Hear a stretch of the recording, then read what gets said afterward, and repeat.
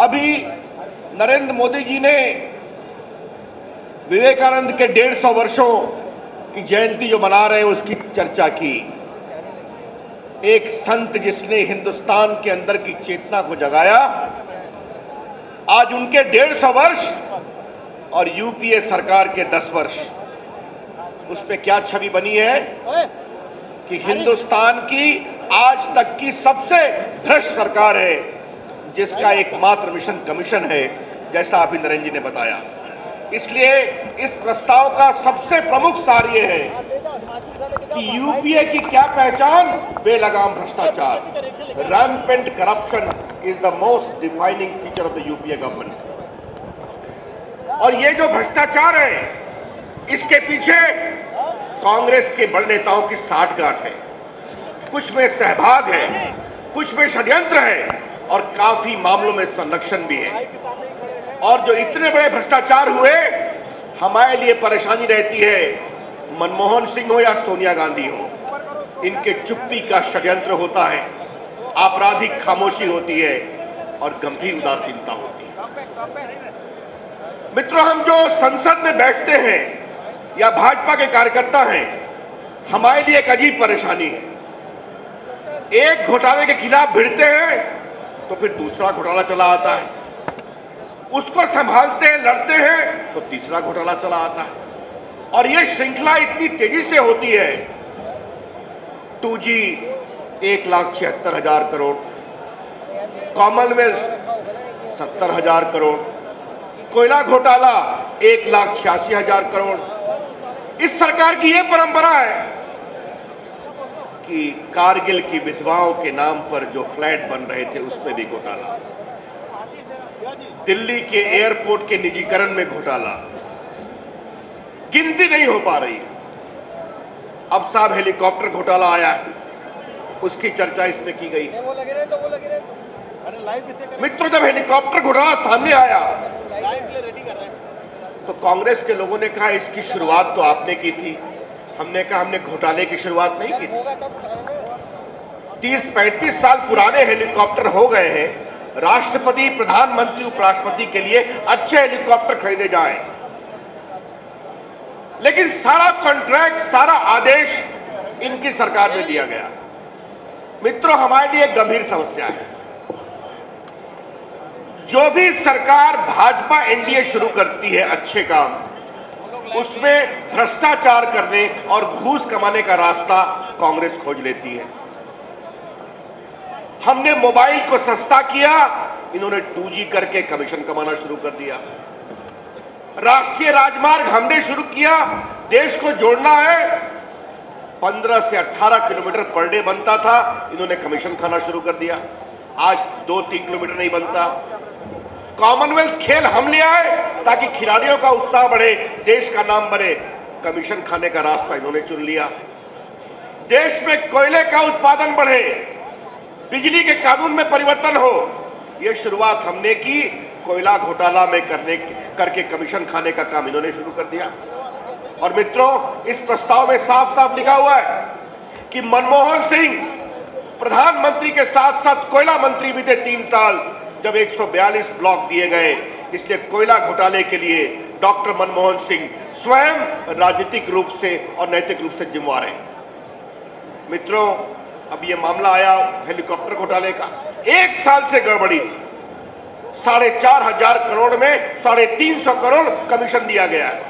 Italy में जांच चल रही थी, अखबारों में आ रहा था, न्यूज चैनल में आ रहा था, इनकम टैक्स का इन्वेस्टिगेशन करने की कोशिश कर रहा था, लेकिन सरकार खामोश। जैसे ही इटली का नाम आता है, किसी कंपनी का या किसी व्यक्ति का, भारत सरकार सुस्त हो जाती है। क्यों सुस्त हो जाती है पता नहीं। बोफोर्स में आपने देखा था ओतैवियो कोतराकी, उनको बचाने की कितनी कोशिश की गई। और ये जो श्रीमान AK एंथोनी भारत के रक्षा मंत्री हैं, उनके बारे में कहावत है कि एक पोस्ट कार्ड लिख दीजिए, वो कार्रवाई करते हैं, कितना सही कितना गलत। 1 साल खामोश रहे। हमने साफ साफ मांग की है कि इसमें हेलीकॉप्टर घूस दिया गया, इटली की कंपनी ने, ये मालूम जानते हैं हम, किस कॉन्ट्रैक्ट में दिया गया, ये हम जानते हैं। लेकिन हिंदुस्तान में पैसा किसको दिया गया, बस उनके नाम की मालूम करनी है। और ये सिर्फ वायुसेना के पूर्व अध्यक्ष और उनके 2-3 त्यागी बंधुओं का मामला नहीं है, इसकी जड़ें बहुत गहरी है। संसद में हमने बहस कराई, आज तक एफआईआर नहीं हुआ है। जब भ्रष्टाचार होता है तो एफआईआर होता है। सरकार ने एफआईआर नहीं किया, सरकार ने गिरफ्तार नहीं किया, सरकार ने उनको इंटरोगेट नहीं किया, सरकार ने विदेशी दस्तावेज नहीं मंगाए। ये सारी कार्रवाई शुरू होती है जब एफआईआर होता है। सरकार खामोश है, हमें इटली से सूचना की प्रतीक्षा है। भाई और बहनों, जब सरकार घिरने लगी तो कहा जेपीसी करा लीजिए। यह भी सरकार मामले को बचाने का काम कर रही है। 2G के मामले में जेपीसी में हमने मांग की थी। उस जेपीसी के कई सदस्य यहां उपस्थित हैं। यशवंत सिन्हा जी हैं, गोपीनाथ मुंडे हैं, धर्मेंद्र प्रधान हैं, जसवंत सिंह जी हैं, मैं हूं। हमें जेपीसी के अंदर सच्चाई को मालूम करने के लिए कितना लड़ना पड़ता है, वो कहानी कभी और से। लेकिन ये सरकार इस बात को जानती है कि जेपीसी एफआईआर नहीं कर सकती, जेपीसी गिरफ्तार नहीं कर सकती, जेपीसी विदेश से दस्तावेज मंगा नहीं सकती। ये सब होगा जब सीबीआई एफआईआर करेगी। और ये 10वां साल है भाइयों और बहनों। अब तो लोकसभा के चुनाव जल्दी आएंगे, जेपीसी में राज्यसभा लोकसभा दोनों के मेंबर रहेंगे। ये सरकार मामले को लटकाना चाहती है। इसलिए हमने मांग किया है कि कमीशन मिला है, घूस दी गई है, इटली से मालूम हो गया, किस ट्रांजैक्शन में दिया गया यह भी मालूम है। सिर्फ मालूम करना है हिंदुस्तान में किसने 350 करोड़ रुपया कितने खाया। और भाइयों और बहनों, जो इस सरकार के कमीशन का रेट है 350 करोड़ रुपया, बिना राजनीतिक संरक्षण के नहीं मिल सकता। इसलिए सच्चाई की जांच होनी चाहिए, एफआईआर होना चाहिए। हमने ये मांग की है मित्रों। भारत की छवि गड़बड़ाई तमाम भ्रष्टाचार के कारण। लोग अटल बिहारी वाजपेयी के अच्छे सरकार की याद करते हैं, देश का विश्वास भी डिगा। मित्रों, इस प्रस्ताव में हमने आतंकवाद की भी विस्तार से चर्चा की है। आप देखेंगे हैदराबाद की घटना हुई, यूपीए सरकार में अभी तक 25 आतंकवाद की बड़ी घटनाएं हुई हैं, जिसमें 500 से अधिक निर्दोष लोग मारे गए हैं। सुरक्षा बल कश्मीर में कितने सरपंच मारे गए हैं, धमकी हो रही हम सभी जानते हैं। कश्मीर के हमारे यहाँ के कार्यकर्ता कितना संघर्ष करते हैं। अटल बिहारी वाजपेयी जी ने कश्मीर में कहा था इंसानियत के दायरे में बातचीत होगी। इंसानियत मतलब भारत के संविधान के दायरे में बातचीत होगी। लेकिन कश्मीर के अंदर जो पाकिस्तान के आतंकवादी आते हैं, वो वहां पर जानकर खौफ पैदा करना चाहते हैं, जबकि कश्मीर में आम कश्मीरी हिंदुस्तान के साथ रहना चाहता है। और हमारे जो भाजपा के कार्यकर्ता घाटी से आए हैं, अल्पसंख्यक समाज के भी हैं, वो कितनी हिम्मत के साथ भारत माता की जय कहते हैं, हमें उसका भी अभिनंदन करना चाहिए। संघर्ष कर रहे हैं, भारत माता के साथ कश्मीर का भविष्य है, भारत माता के साथ जम्मू कश्मीर का वर्तमान है। भाई और बहनों, ये आतंकवाद क्या कर रहा है? देखिए जरा उनके हमले के पैटर्न को समझिए। वो दिल्ली में हमला करते हैं, जो भारत की राजनीतिक राजधानी है। वो मुंबई में हमला करते हैं, जो भारत की व्यावसायिक राजधानी है।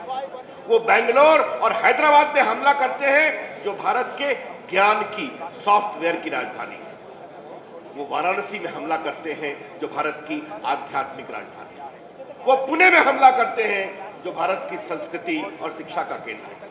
वो पूरे भारत को कमजोर करना चाहते हैं।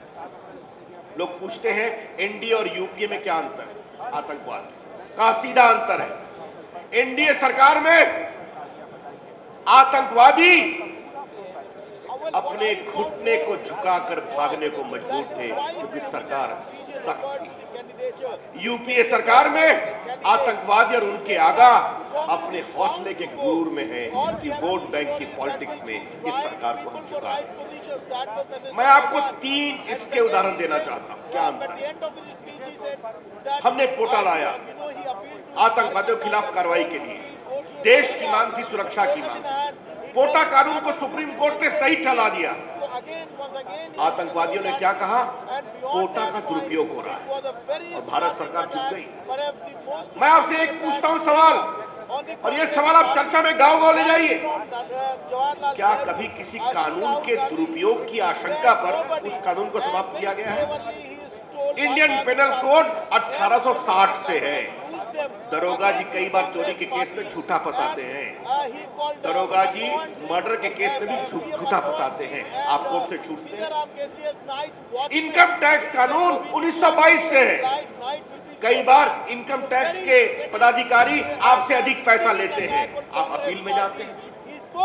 दहेज निरोधक कानून जो है उसका भी दुरुपयोग होता है, लेकिन क्या हमने कभी कहा दहेज के कानून को खत्म करो, इनकम टैक्स खत्म करो? कभी हमने कहा इंडियन पेनल कोड खत्म करो? पोटा खत्म किया गया क्योंकि आतंकवादी ने कैंपेन किया और भारत सरकार चुप गई।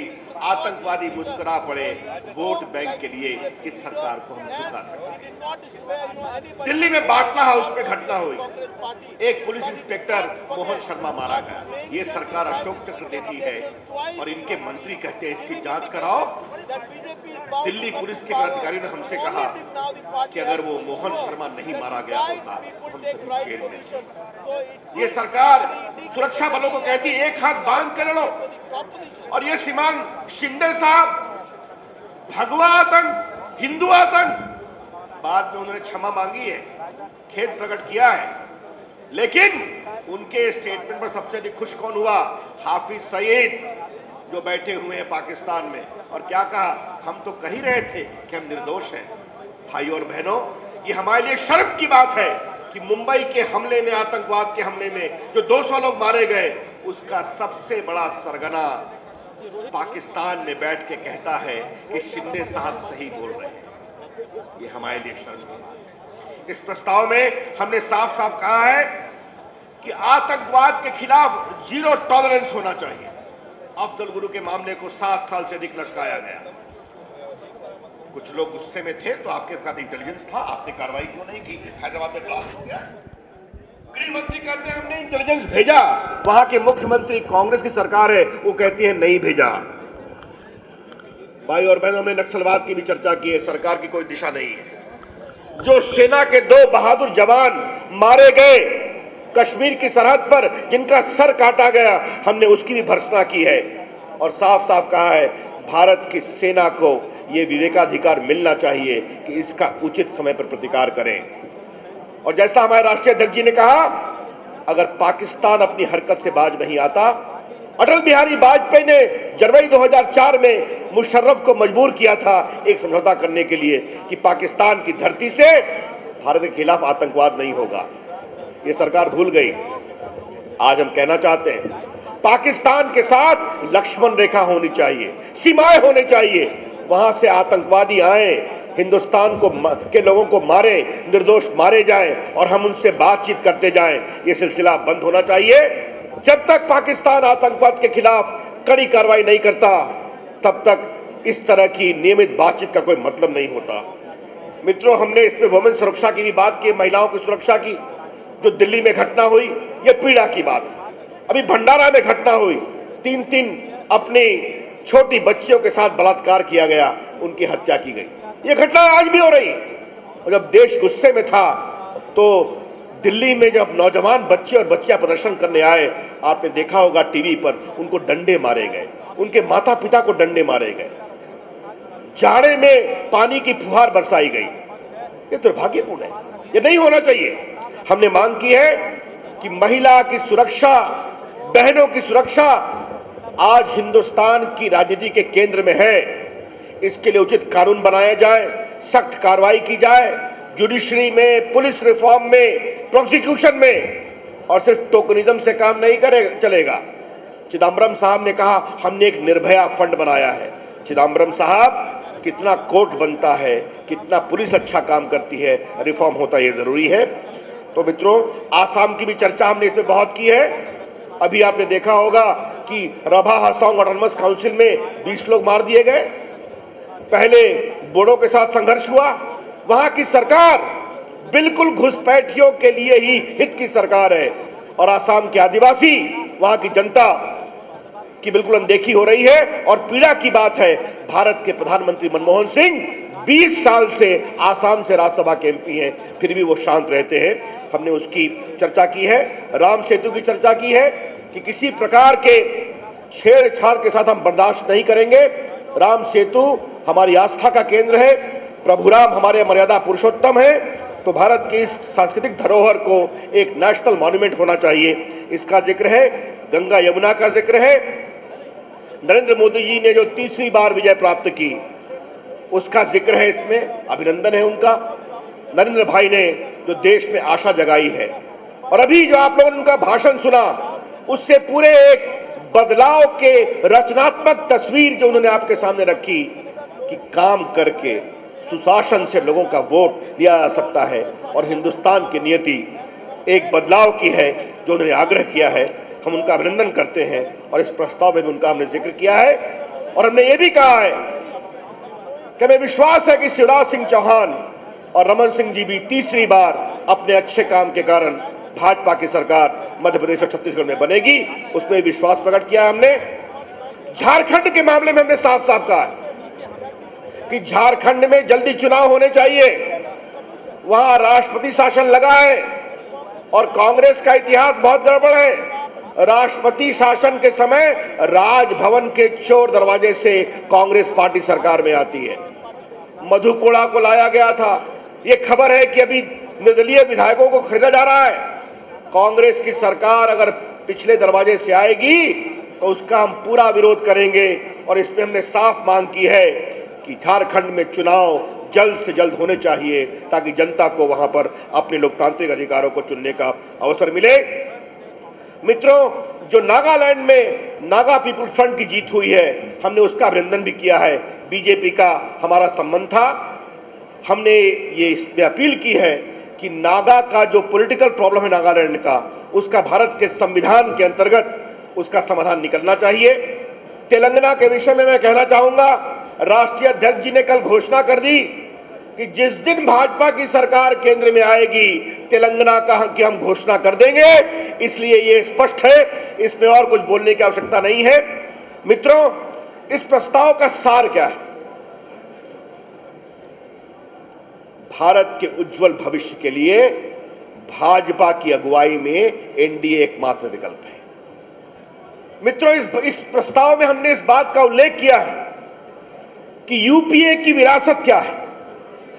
अगर मैं कुछ शब्दों में कहूं, व्यथित भारत, पीड़ित भारत, असहाय भारत, असुरक्षित भारत, परेशान भारत, निराश भारत, शर्मसार भारत, ये है यूपीए की विरासत कांग्रेस की, जो भारत को छोड़ा है। जैसा बताया गया नरेंद्र मोदी जी के भाषण में, लोगों ने बदलाव का मन बना लिया है। अटल बिहारी वाजपेयी के अच्छे शासन को वो याद करते हैं। महंगाई नहीं थी, सड़कें बनती थी, एक हिंदुस्तानी अपने सर को ऊंचा करके चलता था। आज हमें जनता के उस अपेक्षा पर खरा उतरना है। देखिए, भारत की विकास दर 5% से नीचे है और एनडीए के सारे सरकारों की विकास दर 10% से ऊपर है। क्या गुजरात, क्या बिहार, क्या छत्तीसगढ़, क्या मध्य प्रदेश, क्या गोवा, क्या पंजाब। सुशासन से क्या होता है, इसका हमने उल्लेख किया है। तो against the legacy of UPA, a pained India, a shamed India, a suffering India, an insecure India, we have to create an India of hope. An India of hope, an India of assurance. और देश के लोगों को हमें बताना है, देश के युवकों को हमें बताना है कि भारत भाजपा के नेतृत्व में एनडीए एकमात्र विकल्प है और हम देश को बदलाव करेंगे, देश में अमन चैन लाएंगे, देश में विकास करेंगे जो सर्वस्पर्शी और सर्वव्यापी विकास होगा। An India which is safe, an India which is secure, an India which is developing, which is all pervasive and all round development, inclusive in character. ये हमारा लक्ष्य है। भाई और बहनों, आज पूरी दुनिया हमारी ओर देख रही है, पूरा देश हमारी ओर अपेक्षा कर रहा है, एक एक हिंदुस्तानी हमारी ओर देख रहा है। आओ भाजपा के साथ चलो, आओ एनडीए को साथ चलो, हम देश में एक नई आशा, नया विश्वास और नई उम्मीद जगाएं। यही इस पूरे प्रस्ताव का सार है जो मैंने आपके सामने पेश किया। बहुत बहुत धन्यवाद। नमस्कार।